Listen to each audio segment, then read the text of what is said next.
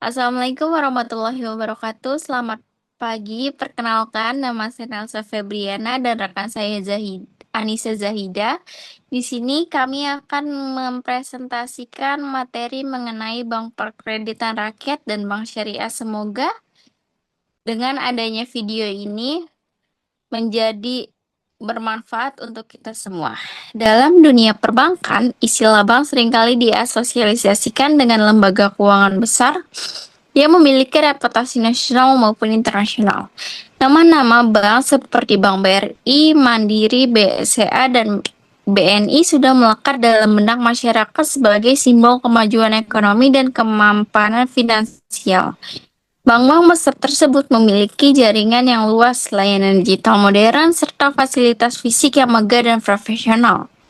Mereka beroperasi dengan sistem manajemen resiko yang ketat, teknologi keamanan tinggi, serta jaringan ATM dan kantor cabang yang tersebar di seluruh negeri.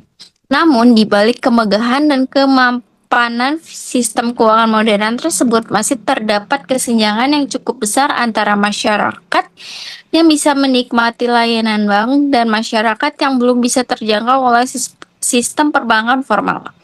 Tidak semua lapisan masyarakat memiliki kemampuan, kesempatan, atau bahkan keberanian untuk berhubungan langsung dengan bank-bank besar tersebut.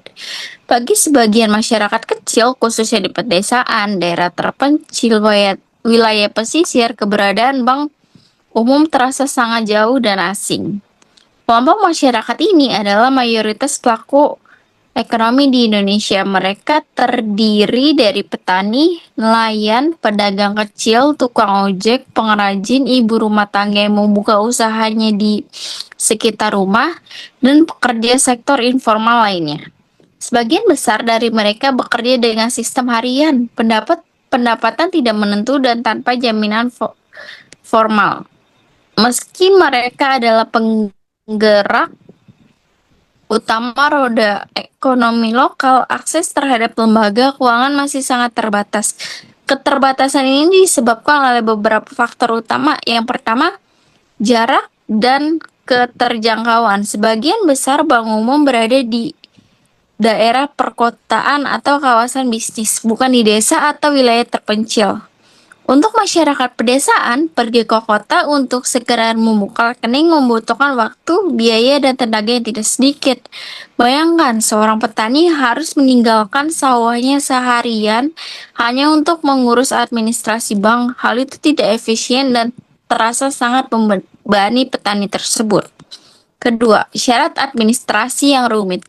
Sistem bank umum sangat menekan formalitas dokumen untuk membuka rekening atau pengajuan kredit. Seseorang harus memiliki KTP, NPWP, slip gaji, bukti usaha, dan data pendukung lainnya. Padahal sebagian besar pelaku usaha mikro tidak memiliki dokumen-dokumen itu karena usaha mereka berjalan secara informal dan berbasis kepercayaan sosial. Ketiga, kebutuhan yang sederhana. Masyarakat kecil biasanya tidak membutuhkan pinjaman besar. Mereka hanya butuh tambahan modal kecil untuk membeli bahan dagangnya, memperbaiki alat kerja, atau menambah stok barang dagangnya. Nilai pinjaman kecil seperti ini seringkali dianggap tidak ekonomis oleh bank besar karena tidak sebanding dengan biaya administrasi dan resiko kredit.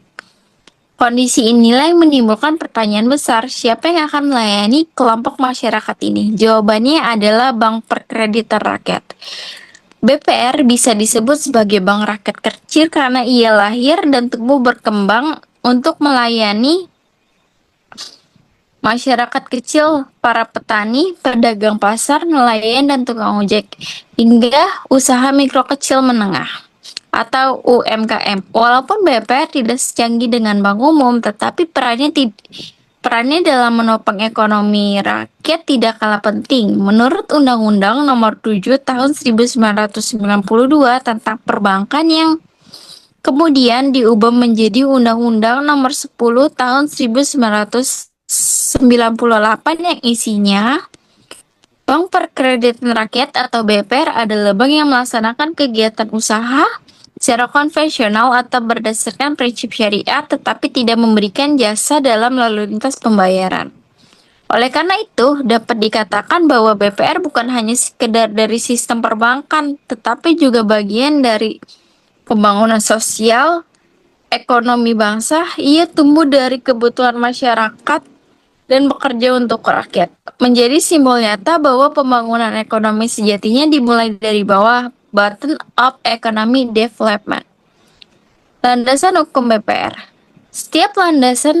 Setiap lembaga keuangan di Indonesia termasuk bank perkreditan rakyat beroperasi berdasarkan kerangka hukum yang jelas dan kuat. Landasan hukum ini menjadi pedoman dalam seluruh kegiatan usaha, baik dalam hal perizinan, pengawasan, maupun tata kelola operasional. Tanpa dasar hukum yang kokoh, keberadaan lembaga keuangan akan lebih mudah menimbulkan penyimpangan dan merugikan masyarakat. Oleh karena itu, sejak awal pembentukannya, pemerintah telah menata dasar hukum BPR secara komprehensif. Yang pertama, Dasar Hukum Nomor 7 Tahun 1992 tentang Perbankan. Ini pijakan awal yang menjadi dasar lahirnya BPR di Indonesia. Undang-undang ini menegaskan bahwa sistem perbankan di Indonesia terdiri atas dua jenis bank, yaitu bank umum dan bank perkreditan rakyat. Tujuannya adalah agar perbankan dapat menjangkau seluruh lapisan masyarakat, dari tingkat atas hingga masyarakat kecil di daerah. Melalui undang-undang ini, BPR secara resmi diakui sebagai bagian dari sistem perbankan nasional.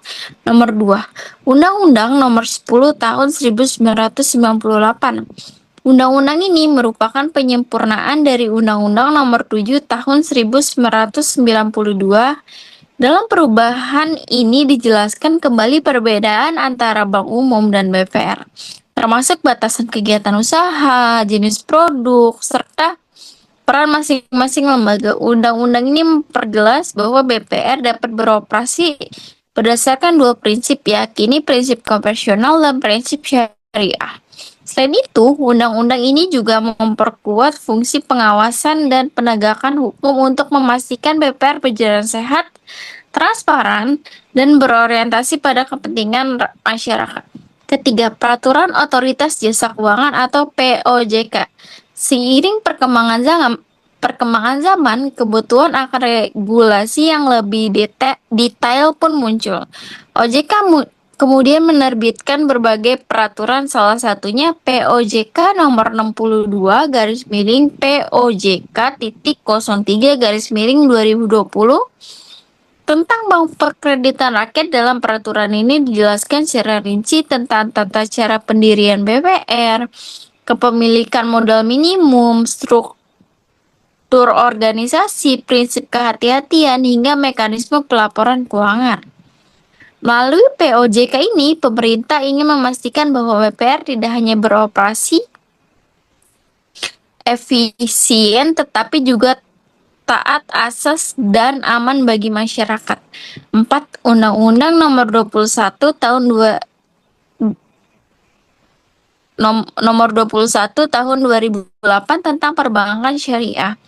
Bagi BPR yang beroperasi dengan sistem syariah atau yang disebut dengan Bank Pembiayaan Rakyat Syariah atau BPRS, dasar hukumnya mengacu pada Undang-Undang Nomor 21 Tahun 2008. Undang-undang ini mengatur prinsip-prinsip syariah dalam kegiatan perbankan seperti larangan riba, gahar, dan maisir. Selain itu, dalam praktiknya BPRS harus mematuhi fatwa-fatwa Dewan Syariah Nasional yang menjadi panduan dalam melaksanakan akad. Melalui regulasi yang menyeluruh ini, keberadaan BPR memiliki posisi hukum yang kuat sehingga aktivitasnya dapat dipertanggungjawabkan dan dipercaya oleh masyarakat. Landasan hukum ini juga menjadi wujud nyata komitmen pemerintah dalam membangun sistem perbankan yang tidak hanya modern, tetapi juga inklusif dan berpihak pada rakyat kecil. Secara konseptual, Bank Perkreditan Rakyat adalah lembaga keuangan bank yang berorientasi pada pelayanan masyarakat kecil dan menengah. Dengan ruang lingkup kegiatan yang terbatas, BPR berbeda dengan bank umum dalam hal fungsi. BPR BPR berbeda dengan bank umum dalam hal fungsi, skala operasi, dan jangkauan wilayahnya. Jika bank umum adalah institusi besar dan beroperasi lintas wilayah, maka BPR bekerja dalam skala lokal dengan misi sosial ekonomi yang lebih spesifik. Karakteristik utama BPR dapat dijelaskan melalui beberapa poin. Ada 4 poin. Yang pertama yaitu wilayah kerja terbatas. BPR hanya bisa beroperasi di wilayah administrasi tertentu, biasanya di tingkat kabupaten atau kota. Pembatasan ini bukan untuk menghambat, tetapi untuk memastikan bahwa BPR benar-benar memahami karakteristik ekonomi daerahnya. Dengan cakupan yang sempit, BPR dapat membangun hubungan yang kuat dengan masyarakat lokal dan mengetahui secara langsung kebutuhan, potensi, serta resiko ekonomi di wilayah tersebut. Kedua, dekat dengan rakyat. Salah satu keunggulan BPR adalah kedekatan dengan masyarakat. Kantor BPR umumnya tidak berada di gedung-gedung besar di pusat kota, melainkan di pasar, kecamatan, atau bahkan di pinggir jalan desa. Lokasi yang sangat dekat dengan masyarakat membantu BPR mudah diakses oleh masyarakat tersebut, baik secara fisik maupun emosional. Pegawai BPR seringkali mengenal nasabah secara pribadi, menciptakan hubungan kepercayaan. Dalam banyak kasus, proses pengajuan kredit di BPR lebih mengandalkan kepercayaan sosial ketimbang kekuatan administrasi. Ketiga, persyaratan mudah dan cepat.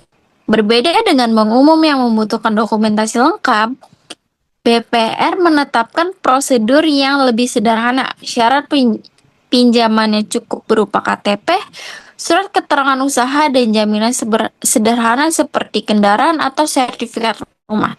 Bahkan ada BPR yang memberikan kredit tanpa anggunan berdasarkan rekam jejak dan hubungan calon peminjam kredit. Prosesnya cepat, terkadang hanya butuh beberapa hari dan tidak menakutkan bagi masyarakat kecil. Keempat, fokus pada sektor mikro. BPR memiliki segmen pasar yang sangat jelas, yaitu pelaku ekonomi mikro dan kecil. Nasabah BPR adalah orang-orang yang mengelola usaha kecil seperti warung, bengkel, pertanian, dan perikanan. Skala kredit yang diberikan biasanya kecil, tetapi sangat berarti bagi mereka. Misalnya, pinjaman sebesar 3 juta rupiah untuk pedagang sayur dapat digunakan untuk menambah stok barang, memperluas usaha, dan meningkatkan pendapatan keluarga. Dengan karakteristik ini, BPR beroperasi bukan hanya sebagai lembaga keuangan, tetapi juga sebagai lembaga sosial yang menumbuhkan kemandirian ekonomi rakyat. Hubungan antar BPR dan nasabah tidak sekedar hubungan bisnis, melainkan hubungan saling percaya, saling membantu, dan saling tumbuh. Sejarah BPR di Indonesia mencerminkan perjalanan panjang di lembaga keuangan rakyat dari masa kolonial hingga masa modern. Pada era penjajahan Belanda, lembaga keuangan sudah mulai tumbuh dalam bentuk lumbung desa, dan bank kredit rakyat. Fungsi utamanya adalah membantu petani yang mengalami kesulitan ekonomi, terutama pada musim paceklik. Setelah Indonesia merdeka, pemerintah melanjutkan tradisi ini dengan mendirikan lembaga keuangan rakyat seperti Bank Koperasi Tani dan Nelayan atau BKTN, serta Bank Pasar. Lembaga-lembaga ini melayani masyarakat kecil dengan tujuan mengurangi ketergantungan terhadap rentenir. Perkembangan besar terjadi pada tahun 1998 pada masa Orde Baru ketika pemerintah mengeluarkan paket kebijakan Oktober tahun 1998 atau Pakto 88. Ardiansyah pada tahun 2020 mencatat bahwa kebijakan ini mempermudah pendirian bank termasuk BPR dengan mengurangi hambatan administratif dan menurunkan persyaratan modal. Akibatnya dalam waktu singkat, jumlah BPR meningkat tajam di seluruh Indonesia. Masyarakat daerah mulai melihat BPR sebagai lembaga keuangan milik mereka sendiri. Namun masa krisis moneter tahun 1997 sampai 1998 menjadi ujian terberat BPR. Banyak BPR yang kolaps akibat kredit macet dan penarikan dana besar-besaran. Pemerintah kemudian memperbaiki sistem dengan memperketat pengawasan melalui Bank Indonesia, dan sejak tahun 2011 tanggung jawab itu dialihkan ke Otoritas Jasa Keuangan atau OJK. Untuk melindungi nasabah, lembaga penjamin simpanan atau LPS juga mulai menjamin dana masyarakat yang disimpan di BPR. Kini BPR telah berkembang dan menjadi lembaga keuangan mikro modern yang tersebar di seluruh Nusantara. Berdasarkan data Badan Pusat Statistik atau BPS pada tahun 2022 terdapat lebih dari 6.500 BPR dan BPRS yang aktif di Indonesia. Dari desa-desa di Jawa hingga pulau-pulau kecil di Maluku, BPR menjadi bagian dari kehidupan ekonomi masyarakat lokal. Perjalanan panjang ini menunjukkan bahwa BPR bukan hanya sekedar lembaga finansial kecil, tetapi juga bagian dari sejarah perjuangan ekonomi rakyat Indonesia. Simbol keuangan yang tumbuh dari akar masyarakat, bukan dari struktur koperasi besar. Tujuan utama didirikan Bank Perkreditan Rakyat adalah untuk memperkuat struktur ekonomi rakyat dengan menyediakan lembaga keuangan yang mudah diakses, sederhana, dan berpihak kepada masyarakat kecil. Di tengah sistem keuangan yang cenderung berorientasi pada bisnis besar, BPR hadir sebagai perwujudan nyata dari upaya pemerataan ekonomi nasional. Menurut Muslihun tahun 2020, BPR bukan hanya sekedar lembaga keuangan komersional, tetapi juga lembaga sosial yang memiliki fungsi pembangunan. Melalui keberadaan BPR, masyarakat kecil dapat menikmati layanan keuangan yang aman, terjangkau, dan dapat disesuaikan dengan kemampuan mereka. Secara lebih rinci, tujuan pendirian BPR dapat dijelaskan sebagai berikut. Yang pertama, memberikan akses pembiayaan kepada masyarakat kecil. BPR dibentuk untuk menjangkau segmen masyarakat yang selama ini tidak bisa mengakses bank umum karena berbagai kendala seperti kurangnya jaminan, keterbatasan dokumen, atau lokasi yang sangat jauh. Dengan prosedur yang sederhana dan pelayanan yang cepat, BPR mempermudah masyarakat untuk mendapatkan modal usaha ataupun dana darurat. Kedua, mengurangi praktik rentenir. Sebelum adanya BPR, banyak masyarakat kecil yang terpaksa meminjam uang kepada rentenir dengan bunga yang sangat tinggi. Hal ini membuat mereka terjerat dalam siklus utang yang tidak berkesudahan. Kehadiran BPR memberikan alternatif yang legal, adil, manusiawi, sehingga masyarakat bisa mendapatkan pinjaman dengan bunga wajar serta sistem yang transparan. Ketiga, meningkatkan produktivitas ekonomi rakyat. BPR menyalurkan kredit ke sektor-sektor produktif seperti pertanian, perdagangan kecil, industri rumah tangga, dan jasa. Dengan bantuan modal dari BPR, pelaku usaha kecil dapat meningkatkan produksi, memperluas pasar, dan memperbaiki kualitas hidup. Efek domino dari kegiatan ini adalah meningkatkan aktivitas ekonomi di tingkat lokal yang pada akhirnya memperkuat ekonomi nasional. 4. Mendorong pemerataan ekonomi daerah. BPR beroperasi di berbagai daerah, termasuk di wilayah yang belum tersentuh oleh bank besar. Hari ini menjadikan BPR sebagai alat pemerataan ekonomi nasional, karena dana masyarakat lokal dihimpun dan disalurkan kembali untuk kebutuhan masyarakat di daerah yang sama. Sistem ini membuat uang berputar di desa sehingga tidak semua aliran dana terpusat di kota besar. 5. Meningkatkan kesejahteraan dan kemandirian ekonomi. Melalui program tabungan, kredit, dan pembiayaan mikro, BPR membantu masyarakat mengembangkan kebiasaan menabung, merencanakan keuangan, dan mengelola modal secara bijak. Dengan demikian, BPR bukan hanya memberikan bantuan secara finansial, tetapi juga membangun kemandirian ekonomi masyarakat kecil agar mereka tidak bergantung pada bantuan pemerintah atau pihak lain. Dari tujuan-tujuan tersebut, jelas bahwa BPR bukan hanya sekedar lembaga ekonomi, tetapi juga bagian dari gerakan sosial untuk membangun ekonomi dari bawah. Ia menjadi simbol keuangan yang berpihak pada rakyat dan sering disebut oleh Bank Rakyat Sejati. Fungsi dan kegiatan Fungsi dan peran BPR.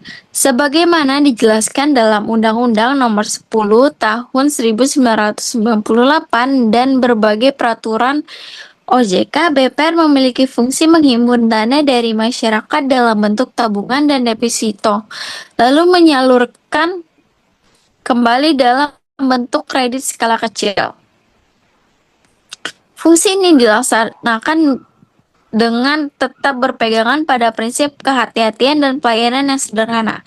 Secara umum, fungsi BPR mencerminkan 3 peran utama lembaga keuangan modern, yaitu yang pertama sebagai agen of trust, membangun kepercayaan merupakan fondasi utama dalam kegiatan perbankan. BPR berfungsi membangun kepercayaan masyarakat terhadap sistem keuangan formal dengan pendekatan yang lebih personal. Pegawai BPR mendekati nasabah secara langsung, menjelaskan manfaat menabung, serta membantu mereka memahami pentingnya pengelola keuangan. Kedua, agen of development. Dana yang dihimpun dari masyarakat tidak disimpan begitu saja, tapi disalurkan kembali untuk pembiayaan sektor produktif seperti pertanian, perdagangan, dan UMKM. Dengan begitu, BPR berperan sebagai mesin penggerak pembangun ekonomi di daerah. Uang yang ditabung oleh masyarakat satu desa bisa menjadi modal usaha bagi warga desa lain. Ketiga, agen of service. BPR memberikan pelayanan keuangan yang disesuaikan dengan kemampuan dan kebutuhan masyarakat. Pelayanan bersifat sederhana, cepat, dan ramah. Tanpa kesan birokrasi yang menakutkan, BPR melayani masyarakat dengan sistem kekeluargaan sehingga nasabah merasa lebih nyaman dan tidak canggung. Selain itu, BPR juga memiliki fungsi edukatif yang memberikan pemahaman kepada masyarakat tentang pentingnya literasi keuangan. Banyak nasabah yang sebelumnya tidak mengenal konsep menabung atau investasi kini mulai terbiasa mengatur kegiatan keuangan berkat peran aktif BPR. Kegiatan yang boleh dilakukan BPR yaitu yang pertama, menghimpun dana dari masyarakat dalam bentuk tabungan dan deposito berjangka. Dua, memberikan kredit produktif dan konsumtif berskala kecil. Tiga, menyalurkan pembiayaan syariah khususnya untuk BPRS. Keempat, menempatkan dana di bank umum atau membeli sertifikat Bank Indonesia. Lalu kegiatan yang dilarang BPR yaitu yang pertama, menerima simpanan dalam bentuk giro. Kedua, mengikuti kegiatan lalu lintas pembayaran seperti transfer atau clearing. Ketiga, melakukan transaksi valuta asing. Empat, menyertakan modal pada perusahaan lain. Menurut Ardiansyah pada tahun 2020 menegaskan bahwa BPR dilarang melakukan transaksi valuta asing, giro, dan lalu lintas pembayaran. Fungsi utama BPR adalah tabungan, deposito, dan kredit berskala kecil. Dengan batasan tersebut, BPR dapat fokus menjalankan perannya sebagai lembaga keuangan mikro yang melayani masyarakat kecil dengan aman, sederhana, dan bertanggung jawab. Peran BPR dalam sistem keuangan nasional sangat besar, terutama dalam konteks pemberdayaan ekonomi rakyat. Meskipun skalanya tidak sebesar bank umum, kontribusi BPR terhadap sektor real justru sangat terasa karena langsung bersentuhan dengan masyarakat. BPR menjadi jembatan antara sistem keuangan formal dan masyarakat yang selama ini sulit terjangkau oleh lembaga perbankan besar. Sebagaimana dikemukakan oleh Debbie DKK pada tahun 2021, BPR menjadi motor penggerak ekonomi lokal dengan menyalurkan kredit produktif kepada pedagang kecil atau UMKM. Dalam konteks ini, peran BPR dapat dijelaskan dalam beberapa aspek. Yang pertama yaitu menyediakan akses permodalan bagi usaha kecil dan mikro. BPR memainkan peran vital dalam menyediakan pembiayaan bagi pelaku usaha kecil, pedagang pasar, petani, nelayan, pengrajin, hingga usaha rumahan. Selama ini, kelompok ini seringkali dianggap tidak bankable oleh bank umum karena tidak memiliki laporan keuangan formal atau anggunan besar. BPR hadir dengan pendekatan yang lebih fleksibel dan manusiawi. Mereka menilai kelayakan usaha berdasarkan kepercayaan, reputasi, serta potensi usaha, bukan hanya dokumen administratif. Hal ini menjadikan BPR sebagai penyelamat bagi banyak UMKM yang membutuhkan tambahan modal untuk mempertahankan dan mengembangkan usahanya. Kedua, mendorong budaya menabung di masyarakat. Salah satu dampak positif keberadaan BPR adalah meningkatnya kesadaran masyarakat terhadap pentingnya menabung. Di banyak daerah sebelum ada BPR, masyarakat lebih memilih menyimpan uang di rumah atau menggunakan uang untuk keperluan konsumtif.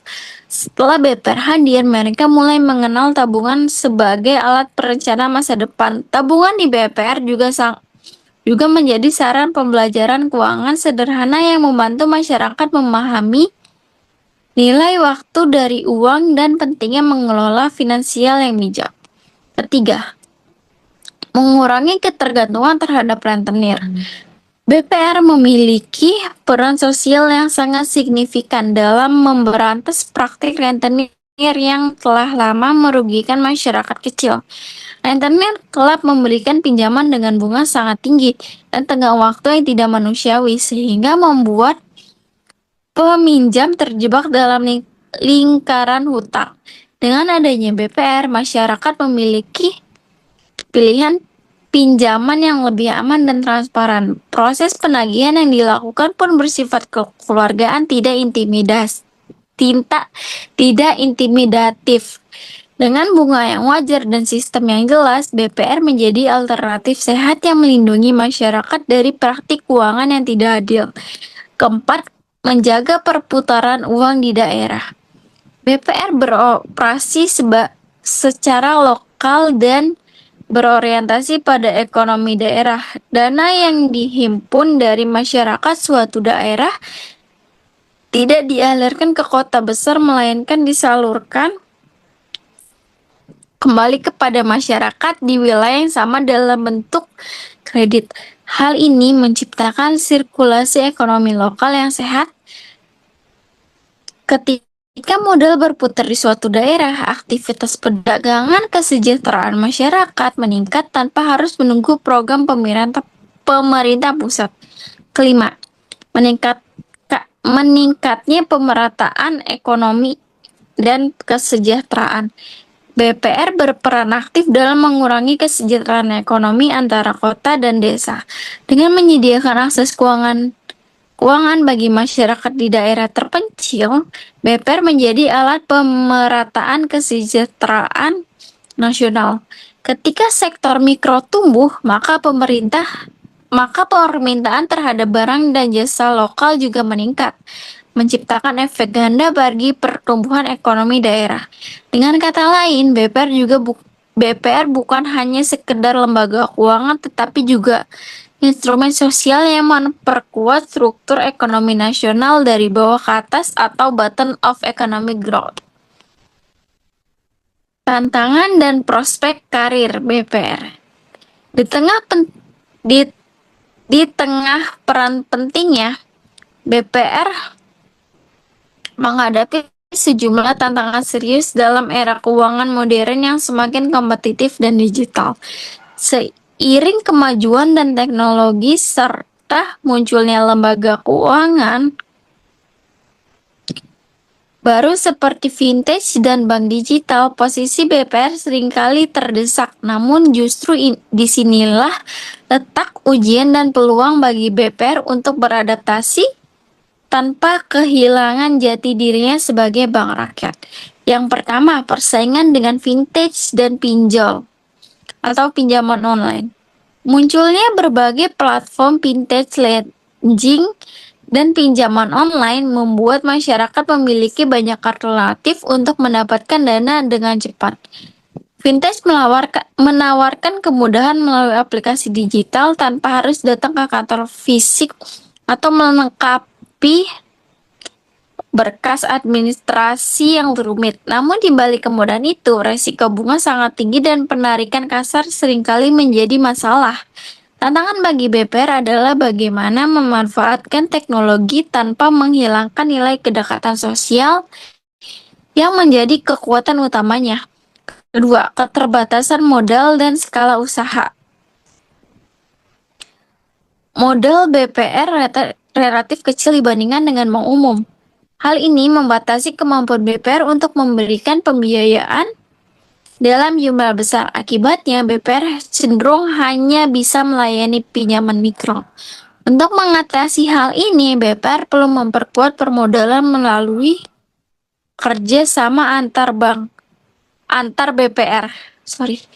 Pembentukan holding atau dukungan dari pemerintah daerah dan investor lokal.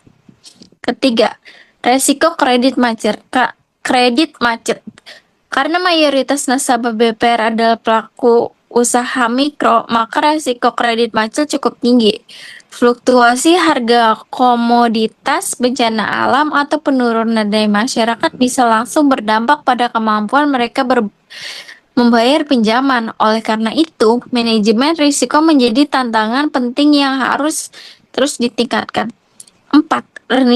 Rendahnya literasi keuangan. Banyak masyarakat pedesaan belum memahami pentingnya mengelola keuangan secara bijak.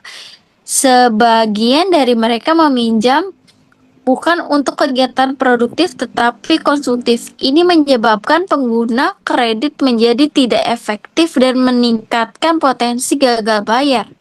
BPR perlu aktif memberikan edukasi keuangan melalui sosialisasi, pelatihan, atau program literasi sederhana yang dekat dengan kehidupan masyarakat.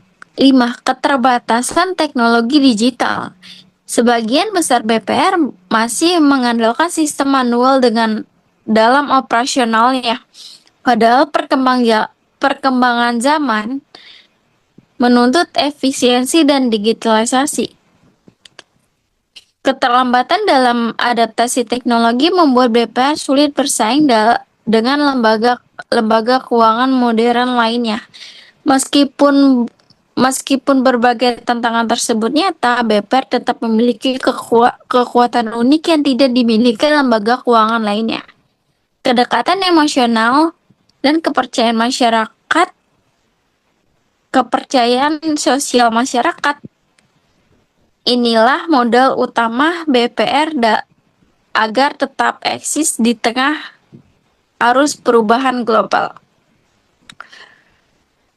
Meskipun menghadapi berbagai tantangan, prospek BPR ke depannya tetap sangat menjanjikan. Dukungan pemerintah, regulasi yang semakin adaptif, serta meningkatnya kebutuhan akan layanan keuangan inklusif menjadi peluang besar bagi pertumbuhan BPR di masa yang mendatang.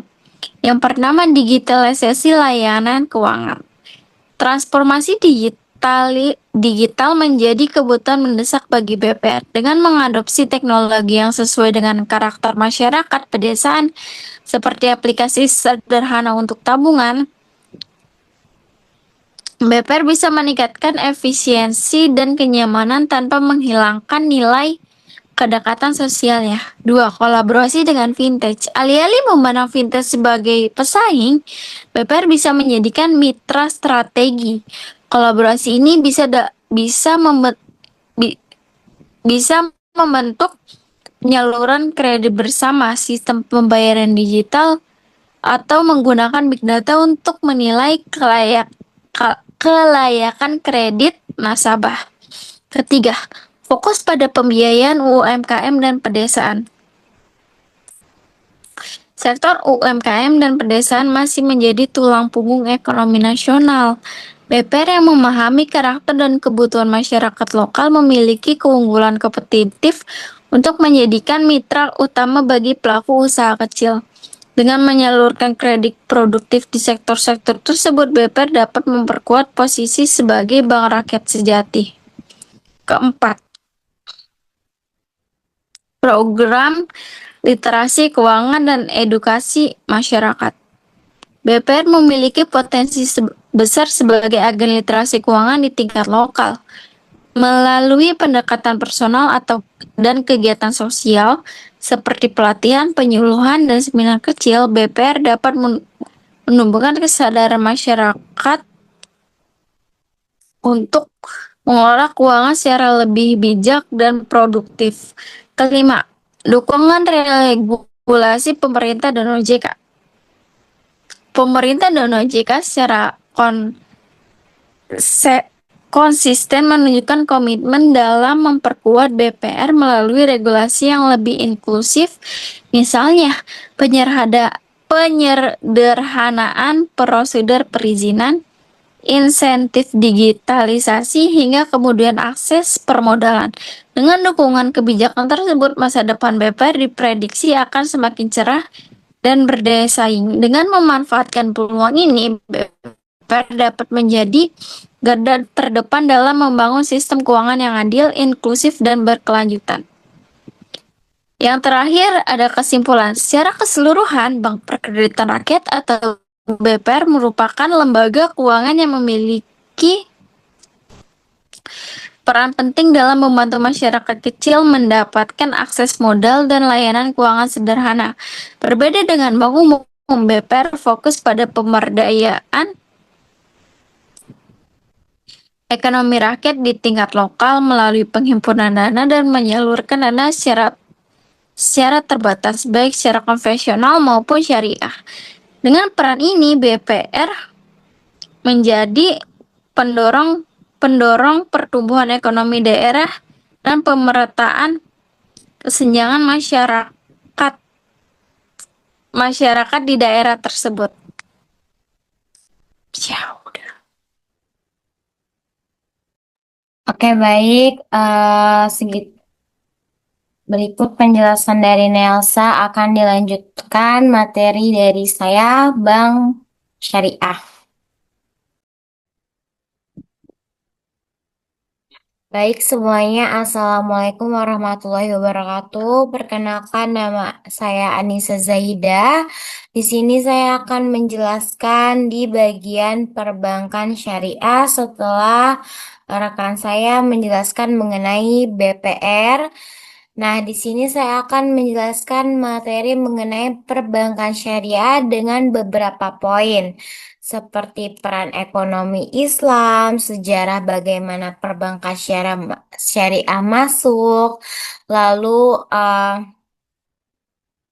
sejarah-sejarah pengertian fungsi, ciri-ciri, dan produk apa saja yang ditawarkan oleh perbankan syariah.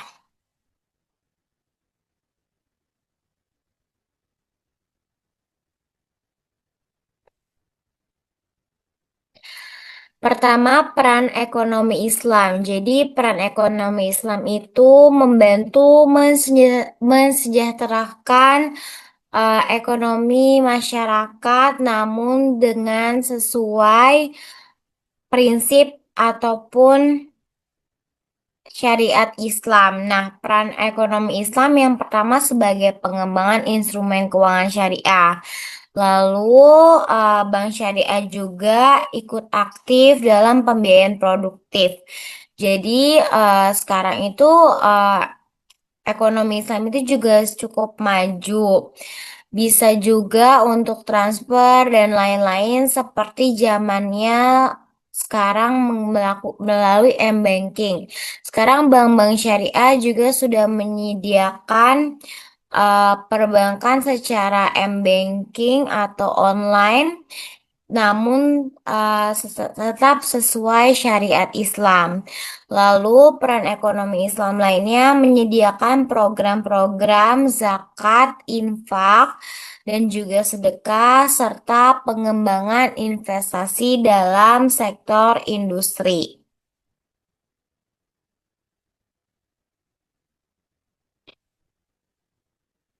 Lanjut.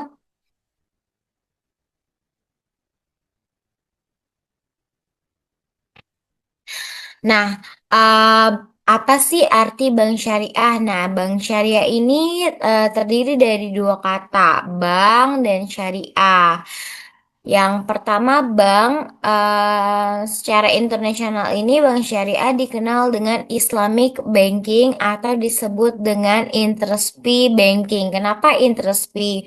Karena kan perbankan syariah ini tidak boleh memungut bunga, maka dari itu disebut interest fee. Jadi tidak ada em, bunga di dalam operasional perbankan syariah. Dalam pengertian lain, bank syariah ini adalah bank yang aktivitasnya dalam pengimpunan dana, penyaluran dana. Jadi, untuk perbankan syariah tetap sama seperti bank konvensional pada umumnya, melakukan penyaluran dana, melakukan penghimpunan dana, namun dia tidak ada bunga. Jadi, dalam bentuk imbalan. Nah, memberikan atau mengenakan imbalannya ini itu berdasarkan prinsip syariah. Jadi sebelumnya ada akad atau misalnya jual beli dan bagi hasil sesuai kesepakatan dari awal. Jadi diomongin dulu di awal, bukan langsung memberikan bunga. Maka dari itu bank syariah disebut interest-free banking. Lanjut. Sejarah bagaimana perbankan Islam ini masuk ke dalam dunia modern. Jadi awalnya itu secara teoritis muncul tahun 1940. Namun untuk berdirinya Bank Syariah ini belum didukung dikarenakan em, kondisinya itu belum mendukung dan juga ketiadaan konsep bank secara syariah. Nah, akhirnya belum terrealisasi di tahun 1940. Nah, akhirnya perkembangan Bank Islam ini secara praktisi, secara dilakukannya itu mulai berdirinya Midgamer Local Saving Bank itu pertama kali muncul di Mesir dan sejalannya berkembangnya perbankan syariah, sistem bank tanpa riba ini kemungkinan berkembang lagi dan diperkenalkan di Mesir di tahun 1972 dengan adanya berdiri Nasser Social Bank. Selanjutnya, bagaimana sejarah perbankan di Indonesia? Nah, yang kita tahu di Indonesia itu sebenarnya bank syariah ini udah berkembang dengan cukup pesat. Seperti nama-nama yang sudah familiar, yang mungkin biasa kita dengar, seperti Bank Syariah Indonesia yang sekarang banyak orang pakai, Bank Muamalat Indonesia, lalu juga ada em, Bank BCA Syariah. Bank BCA juga menyediakan layanan syariah, Bank BCA Syariah, ada Bank Bukopin, Bank Victoria Syariah, Bank Aladin Syariah, dan masih banyak lagi layanan perbankan yang menyediakan bank secara sistem syariah. Yang dimana juga kan rata-rata penduduk rata-rata penduduk Indonesia ini em, Muslim kan, jadi banyak minat atas perbankan syariah ini. Nah, untuk ide pokoknya pendirian Bank Islam ini bermula dari lokakarya Majelis Ulama Indonesia atau MUI tentang adanya bunga bank dan perbankan yang berlokasi di Cisarua pada Agustus tahun 1990. Nah, kemudian diperkuat dalam Musyawarah Nasional Munas 4 MUI. Nah, berkat ada dukungan umat Islam yang setuju nih adanya perbankan syariah, terus juga kerja keras tim MUI, gagasan tersebut akhirnya terwujud. Nah, akhirnya ditandatangani dengan Akta Pendirian Bank Muamalat Indonesia tahun 1992 resmi menjadi bank syariah pertama. Jadi bank syariah pertama itu adalah bank syariah pertama di Indonesia adalah Bank Muamalat Indonesia. Nah, terus seiring berjalannya waktu kayak sampai sekarang nih udah ada BSI dan lain-lain. Yang kedua itu adalah Bank Syariah Mandiri. Baru deh sekarang udah banyak bank-bank yang menyediakan layanan syariah. Karena memang minatnya banyak. Selanjutnya,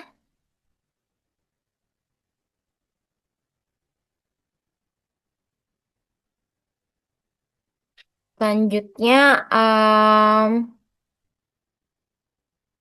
di slide selanjutnya kita akan membahas dasar hukum bank syariah.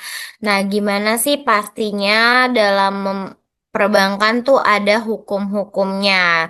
Nah, untuk dasar hukum bank syariah ini sesuai hukum Islam yang sudah ditetapkan oleh Bank Indonesia.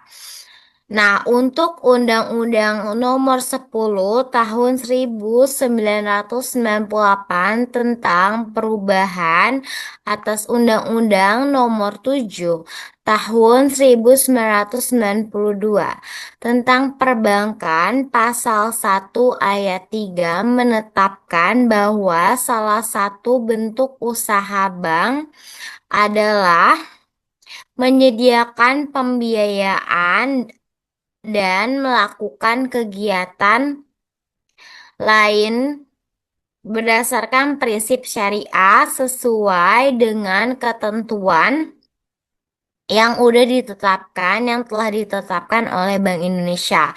Nah, pokok-pokok ketentuan yang ditetapkan oleh Bank Indonesia itu memuat antara lain seperti kegiatan usaha dan produk-produk bank berdasarkan prinsip syariah, lalu pembentukan dan tugas Dewan Pengawas Syariah, dan juga persyaratan bagi pembukaan kantor cabang yang melakukan kegiatan usaha secara konvensional untuk melakukan kegiatan usaha berdasarkan adanya prinsip syariah.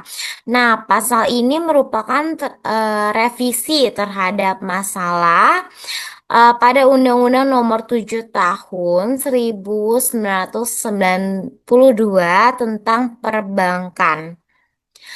Pasal 6 huruf M yang menetapkan bahwa salah satu bentuk nasabah berdasarkan salah satu bentuk bank umum adalah menyediakan pembiayaan bagi nasabah berdasarkan prinsip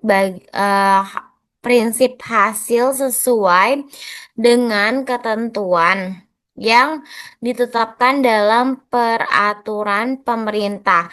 Nah, perubahannya ini menyangkut tiga hal, yaitu istilah prinsip bagi hasil diganti dengan prinsip syariah. Meskipun esensialnya itu tidak berbeda, lalu ketentuan rinci semula ditetapkan dengan peraturan pemerintah, kemudian diganti dengan ketentuan Bank Indonesia. Yang ketiga, undang-undang yang lama hanya menyebutkan prinsip bagi hasil dalam penyediaan dana saja, sedangkan undang-undang yang baru ini menyebutkan prinsip bagi hasil dalam hal penyediaan dana dan juga dalam kegiatan lain. Bisa diterjemahkan dalam banyak hal yang mencakup penghimpunan dan penggunaan dana. Nah, secara umum dengan diundangkan UU Nomor 10 Tahun 1998 tersebut, posisi bank bagi hasil ataupun bank atas dasar prinsip syariah secara tegas telah diakui oleh undang-undang. Nah, bank umum yang melakukan kegiatan usaha secara konvensional dapat juga melakukan kegiatan usaha berdasarkan prinsip syariah melalui satu dengan adanya pendirian kantor cabang atau kantor di bawah cabang baru. Nah, kedua, pengubahan kantor cabang atau kantor di bawah kantor cabang yang melakukan kegiatan usaha secara konvensional menjadi yang melakukan kegiatan berdasarkan prinsip syariah dalam rangka persiapan perubahan kantor bank tersebut, kantor cabang atau kantor di bawah kantor cabang yang sebelumnya melakukan kegiatan usaha secara konvensional dapat terlebih dahulu membentuk unit tersendiri yang melaksanakan kegiatan berdasarkan prinsip syariah di dalam kantor bank tersebut. Nah, bank umum ini sejak awal melakukan kegiatannya berdasarkan prinsip syariah, tidak diperbolehkan untuk melakukan kegiatan usaha secara konvensional. Nah, bank perkreditan rakyat yang melaksanakan kegiatan usahanya berdasarkan prinsip syariah juga tidak diperkenankan melakukan kegiatan secara konvensional. Demikian juga BPR yang melakukan kegiatan usaha secara konvensional tidak diperkenankan melakukan kegiatan usaha berdasarkan prinsip syariah. Next slide.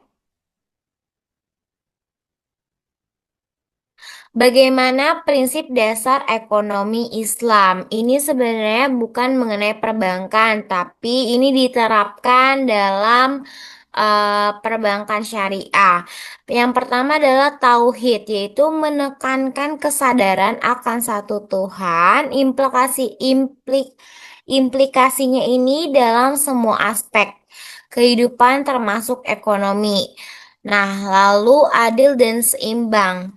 Jadi untuk di perbankan syariah ini tidak ada tuh yang lebih untung yang mana. Jadinya sama-sama mau. Nah, makanya gagasan utama dari perbankan syariah ini adanya kesepakatan di awal. Maka dari itu, prinsip dasar ekonomi Islam adalah adil dan seimbang. Ekonomi syariah ini menekankan pentingnya keadilan dalam distribusi kekayaan dan juga kesempatan. Larangan riba, seperti yang tadi disebutkan pengertian Bank syariah ini merupakan interest fee, artinya tidak ada em, mengenakan bunga atau mendapatkan bunga. Maka dari itu, larangan riba ini sangat menjadi titik poin bahwa perbankan syariah tidak ada riba. Riba atau bunga dianggap sebagai praktek yang tidak sesuai dengan prinsip ekonomi syariah. Maka dari itu di perbankan syariah itu mengenakannya memberikan atau mendapatkan imbalan sesuai kesepakatan. Nah, kepemilikannya seluruhnya dianggap milik Allah dan individu atau perusahaan bertanggung jawab. Next slide.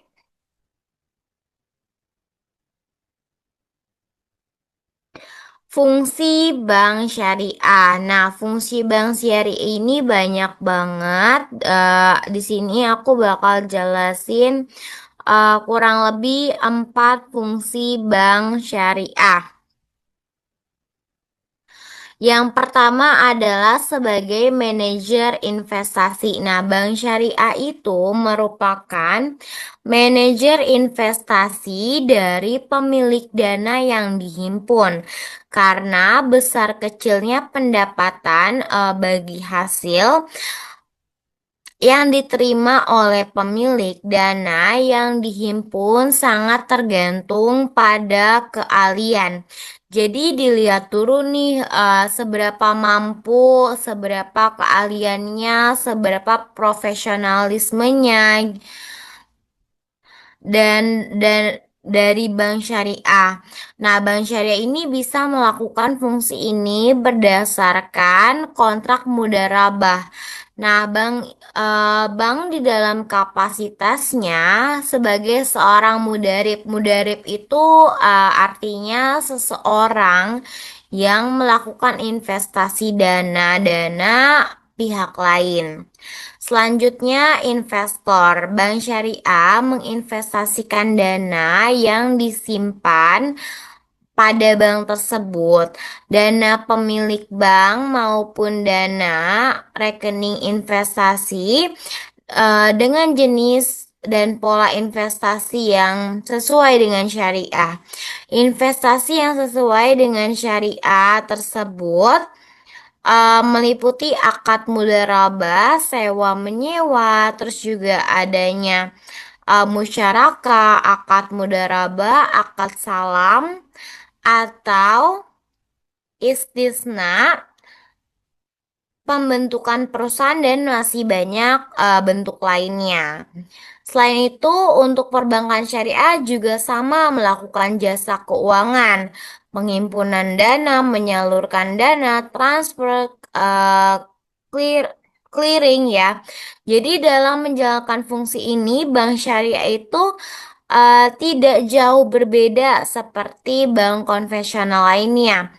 Seperti tetap memberikan pelayanan clearing, transfer, inkaso, pembayaran gaji, dan masih banyak jasa keuangan lainnya sama seperti hal bank konvensional lainnya.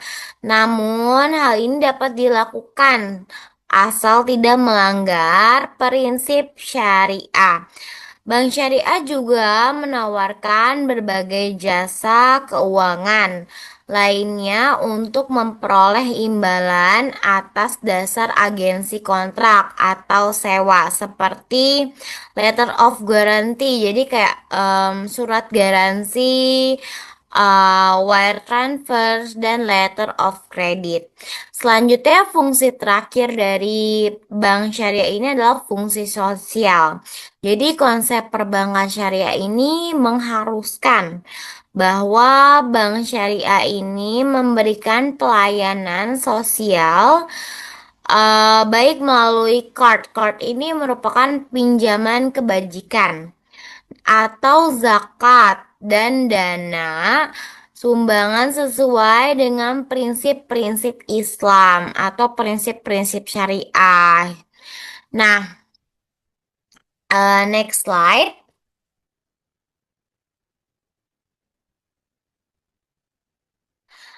Di samping itu, konsep perbankan Islam juga mengharuskan bank-bank Islam itu untuk memainkan peran penting di dalam pengembangan sumber daya manusianya dan memberikan kontribusi bagi kesejahteraan sosial. Nah, ciri-ciri bank syariah ini. Pertama itu adalah bagi hasil keuntungan disepakati pada waktu akad. Jadi dari awal nih udah melakukan kesepakatan nih. Jadi sama-sama mau dilakukan atas dasar sama-sama mau. Maka dari itu dari prinsip ekonomi Islam itu semuanya adil dan seimbang. Nah, perjanjian diwujudkan dalam bentuk presentasi yang tidak kaku. Jadi boleh dilakukan tawar-menawar asal dalam batas yang wajar. Selanjutnya, untuk penggunaan presentase dalam imbalannya, pembayarannya itu dihindarkan karena presentasi tetap itu bersifat melekat pada sisa hutang meskipun batas waktunya perjanjian telah berakhir. Jadinya untuk persentase itu harus dibicarakan di awal dan tidak tetap dan boleh dilakukan tawar-menawar. Seperti poin pertama. Nah, dalam kontrak pembiayaan ini tidak bisa menetapkan perhitungan berdasarkan nominal pembiayaan ditetapkan di muka fixed return. Nah, karena untung rugi suatu proyek kan belum kita ketahui, baru diketahui setelah proyek selesai. Jadi baru dihitung setelah proyek selesai, gimana nih untung ruginya. Lalu seperti di dasar hukum perbankan syariah sebelumnya, adanya Dewan Pengawas Syariah yang mengawasi operasional bank dari sudut syariah. Next slide.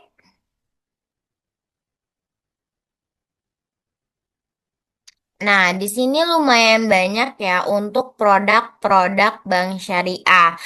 Nah, sama seperti hal bank konvensional, bank syariah juga menawarkan nasabah dengan beragam produk perbankan.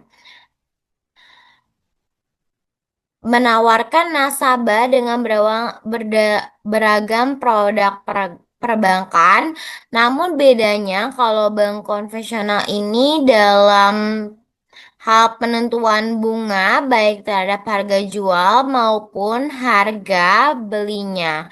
Nah, untuk produk-produk yang ditawarkan sudah tentu sangat Islami, termasuk dalam memberikan pelayanan kepada nasabahnya. Nah, ini beberapa jenis produk bank syariah yang ditawarkan. Pertama ada Al-Wadiah. Nah, Al-Wadiah ini artinya simpanan ataupun titipan. Nah, untuk Al-Wadiah ini titipan murni dari suatu pihak ke pihak lain, baik perorangan maupun badan hukum yang harus dijaga dan dikembalikan kapan saja bila si penitipnya menghendaki. Untuk penerima simpanan disebut yad al-amanah, yang artinya tangan amanah. Si penyimpan tidak bertanggung jawab atas segala kehilangan dan kerusakan yang terjadi pada titipan selama hal itu bukan akibat dari kelalaian atau kecerobohan yang bersangkutan dalam memelihara barang titipan. Untuk penggunaan uang titipan harus lebih dahulu meminta izin kepada si pemilik uang dengan catatan akan dikembalikan. Jadi pengguna uang ini menjamin bahwa akan mengembalikan uang yang dipinjam ini secara utuh. Nah, dengan demikian, prinsip yad al-amanah ini berubah menjadi yad adamana atau tangan penanggung. Nah, konsekuensi dari diterapkannya prinsip yad adamana, pihak bank akan menerima seluruh keuntungan dari penggunaan uang. Namun sebaliknya, kalau rugi atau mengalami kerugian nih harus juga menanggung seluruh kerugiannya oleh pihak bank. Nah, sebagai imbalan kepada pemilik dana di samping jaminan keamanan uangnya juga akan memperoleh fasilitas lainnya seperti intensif atau bonus untuk giro wadia. Artinya bank tidak dilarang untuk memberikan jasa atau pemakaian uang berupa intensif atau bonus dengan catatan tanpa perjanjian terlebih dahulu, baik nominal maupun persentase, dan itu murni merupakan kebijakan bank sebagai pengguna uang jasa pemberian jasa berupa intensif dan bonus. Jadi sebagai hadiah tanpa ada perjanjian di awal. Biasanya tuh digunakan sebagai nisbah atau bagi hasil antara bank dengan nasabah. Nah, bonus biasanya diberikan kepada nasabah yang memiliki dana rata-rata minimal telah ditetapkan oleh peraturan banknya. Nah, dalam praktiknya nih, untuk nisbah antara bank itu disebutnya sahibul mal ya. Dan juga deposannya disebut mudarib. Biasanya bonus untuk giro wadia sebesar 30%. Nah, untuk nisbah di 40%, 60% untuk simpanan tabungan, dan nisbah 45 banding 50% untuk simpanan deposito. Selanjutnya, pembiayaan dengan bagi hasil. Yang pertama ada al-musyarakah. Nah, al-musyarakah ini merupakan akad kerjasama antara dua pihak atau lebih untuk melakukan usaha tertentu. Jadi masing-masing pihak nih memberikan dana atau amal dengan kesepakatan bahwa keuntungan atau resiko akan ditanggung bersama sesuai dengan kesepakatan. Jadi dua belah pihak sama-sama saling memberi modal dan juga sama-sama saling menanggung resiko yang sudah disepakati di awal.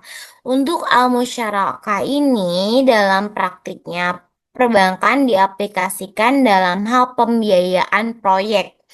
Nah, dalam hal ini nasabah yang dibiayai dengan bank sama-sama menyediakan dana untuk melaksanakan proyek tersebut. Keuntungan dari proyek dibagi sesuai dengan kesepakatan untuk bank setelah terlebih dahulu mengembalikan dana yang dipakai nasabah. Al-musyarakah dapat pula dilakukan untuk kegiatan investasi seperti pada lembaga keuangan model Ventura.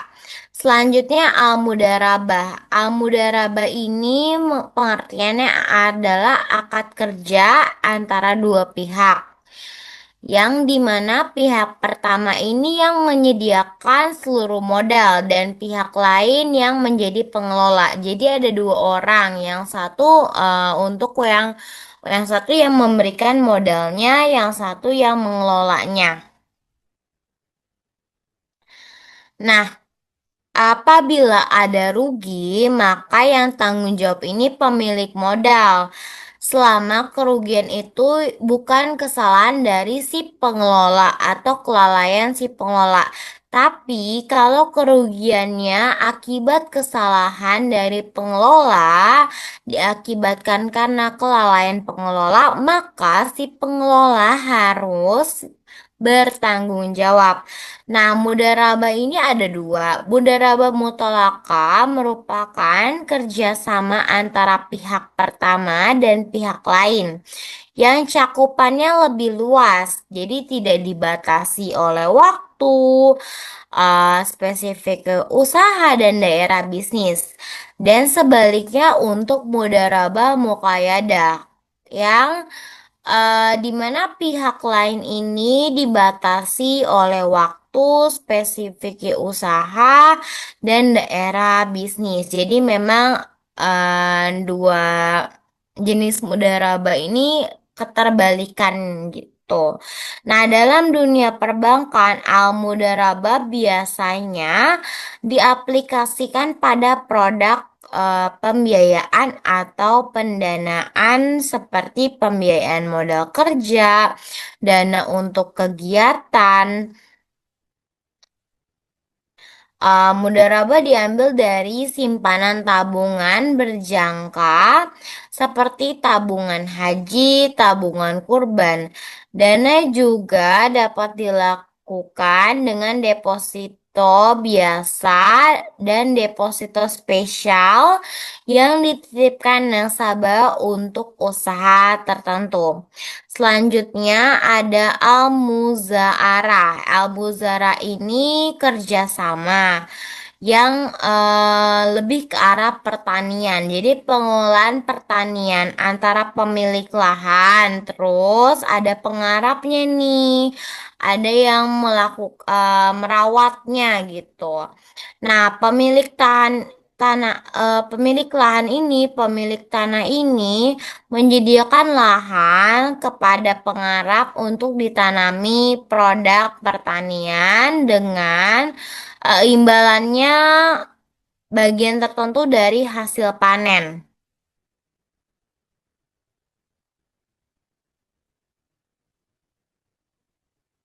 Jadi,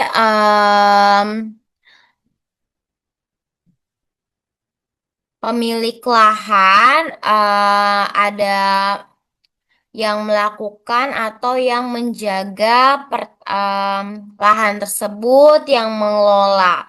Nah, untuk bagi hasilnya berdasarkan bagi hasil atas panennya. Selanjutnya, next slide.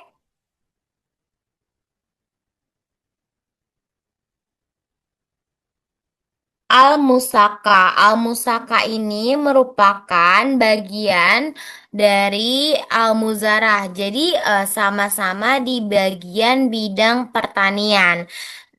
Pengarap ini hanya bertanggung jawab atas penyiraman dan pemeliharaan dengan menggunakan dana dan juga peralatan mereka sendiri. Nah, imbalannya sama, tetap diperoleh dari hasil panen. Yang selanjutnya ada Baal Mudarabah. Nah, Murabah ini merupakan kegiatan jual beli pada harga pokok dengan tambahan keuntungan yang disepakati. Jadi sebagai penjual memberitahu nih berapa harga pokok yang dia jual. Lalu didiskusikan berapa kesepakatan untuk harga jual. Semisal penjual menjual harga 50.000. Nah, pembeli dan penjual itu sepakat menjual di harga 57.000. Jadi di awal ini penjual itu memberitahu harga pokoknya lalu didiskusikan berapa harga jualnya. Selanjutnya ada Ba'al As-Salam yang merupakan pembelian barang yang diserahkan kemudian hari. Jadi ini pembayaran di muka gitu ya, pembayaran yang dilakukan di muka. Namun prinsip yang harus dianut adalah kita harus tahu gimana jenis barangnya, kualitasnya, jumlah barang, dan hukum awal pembayaran.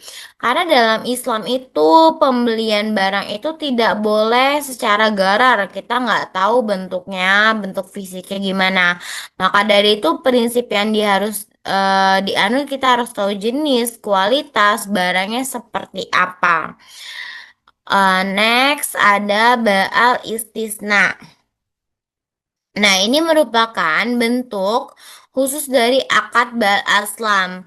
Ba'al As-Salam. Oleh karena itu, ketentuan dalam Ba'al Astisna ini mengikuti ketentuan dan aturan dari Ba'al As-Salam. Nah, untuk Ba'al Istisna ini adalah kontrak penjualan. Kedua belah pihak ini harus saling menyetujui atau sepakat lebih dulu tentang harga dan sistem pembayaran. Kesepakatan harga dapat dilakukan tawar-menawar. Pembayaran juga bisa dilakukan di muka atau secara angsuran per bulan atau di belakang. Selanjutnya ada al-ijarah atau leasing. Jadi perbankan syariah juga punya leasing loh. Nah, di perbankan syariah disebutnya al-ijarah, akad pemindahan hak guna atas barang jasa melalui pembayaran upah sewa tanpa diikuti dengan memindahkan kepemilikan atas barang itu sendiri dalam praktiknya. Kegiatan ini dilakukan oleh perusahaan leasing baik untuk kegiatan operating lease maupun financial lease. Selanjutnya, baik, ini merupakan empat produk terakhir dari perbankan syariah.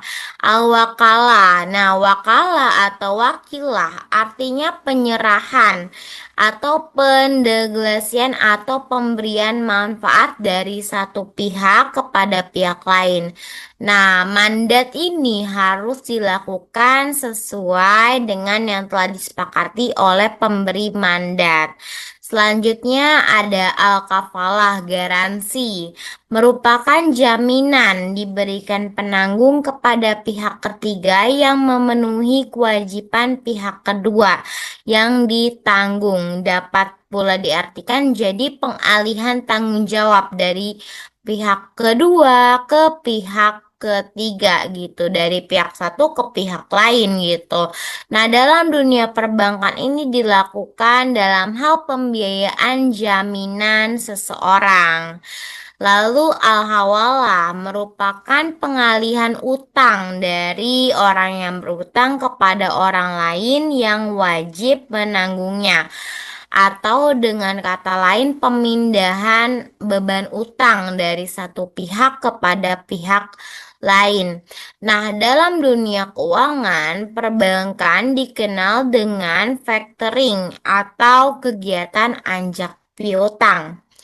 Nah, yang terakhir ada Ahron. Ahron ini merupakan kegiatan menahan salah satu harta milik si peminjam sebagai jaminan atau pinjaman yang diterima. Nah, kegiatannya ini seperti dilakukan jaminan utang atau gadai. Nah, dari situ kita tahu nih bahwa perbankan syariah ternyata produk-produknya, layanan yang diberikan cukup lengkap dan mirip-mirip lah ya sama bank konvensional, namun menganut sistem syariah berdasarkan Islam. Dan juga yang paling digagaskan di perbankan syariah memang adalah sama-sama mau harus disepakati dari awal antara peminjam, antara yang pengelola itu harus diskusikan kesepakatannya mengenai imbalan dan lain-lain.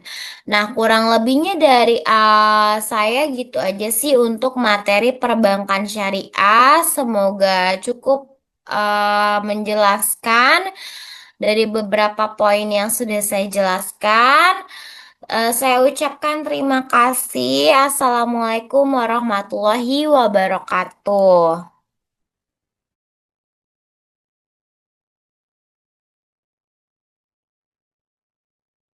Baik, jadi bentar ya.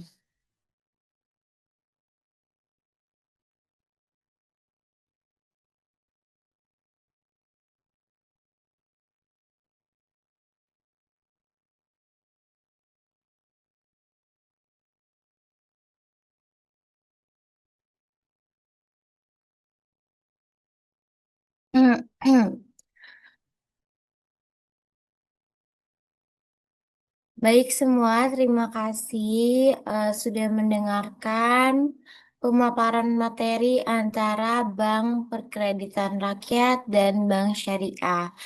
Nah, dari dua materi tersebut kita jadi tahu perbedaannya.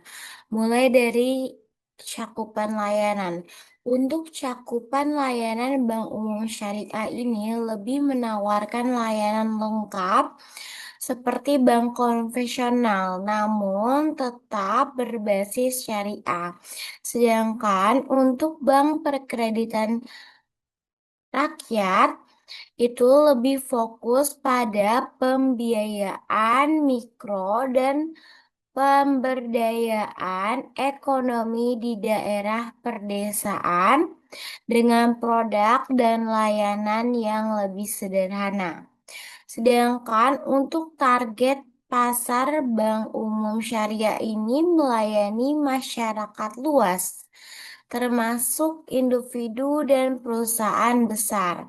Sedangkan untuk bank perkreditan rakyat ini fokus pada masyarakat untuk masyarakat yang berpendapatan rendah hingga menengah serta usaha mikro dan kecil. Untuk produk dan layanan, untuk Bank Umum Syariah ini menawarkan berbagai produk pembiayaan seperti mudharaba, musyarakah, dan murabaha, serta layanan perbankan lain yang kompleks. Nah, untuk perbankan syariah ini sama seperti bank konvensional. Dia tetap menawarkan jasa keuangan seperti transfer, clearing, inkaso, dan lain-lain asal memenuhi dan mengikuti peraturan Islami atau berdasarkan syariah. Nah, kalau untuk bank perkreditan rakyat ini, dia menyediakan pembiayaan mikro untuk usaha kecil, pinjaman konsumtif berbasis syariah, karena di bank perkreditan rakyat ini juga ada yang syariah, BPRS. Seperti itu kurang lebih antara perbedaan bank umum syariah serta bank perkreditan rakyat.